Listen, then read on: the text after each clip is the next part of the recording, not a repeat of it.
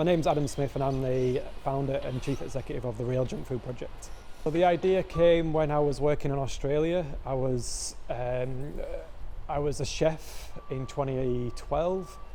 I had to go work on a pig farm and the pigs were getting fed food that was still perfectly fine to eat but wasted from neighbouring farms, and I kind of questioned why this perfectly edible food was being wasted.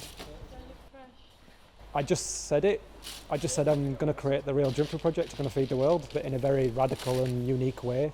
Rather than trying to feed poor people with waste food, I was going to expose the environmental issues with food waste.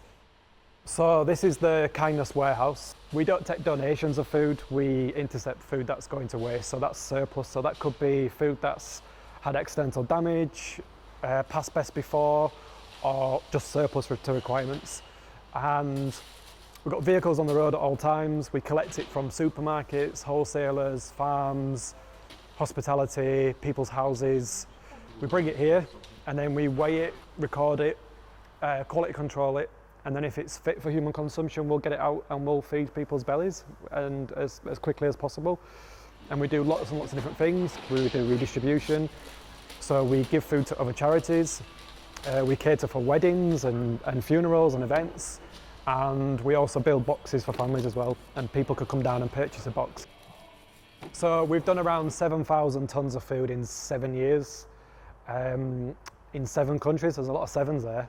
And that's around 16.5 to 17 million meals of food that would have gone to waste that we've prevented from happening. So we're about 16.5 million meals, I think, in total, which is fantastic. But also, we should never have been allowed to do that. I always say to people that growth isn't a sign of success for us. Success would be if we were no longer here. If I could close this warehouse and we could all work in a bank or a post office and we didn't have to do this anymore, I think far too many people in society would rather just carry on, and regardless until the end, really.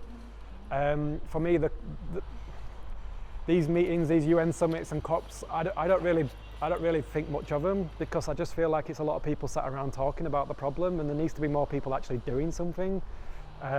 More people growing food, less people shopping at supermarkets, less people in their cars. I think for me, the choice is you either be part of the solution or you be part of the problem. And unfortunately, I don't think there's enough people who are part of the solution.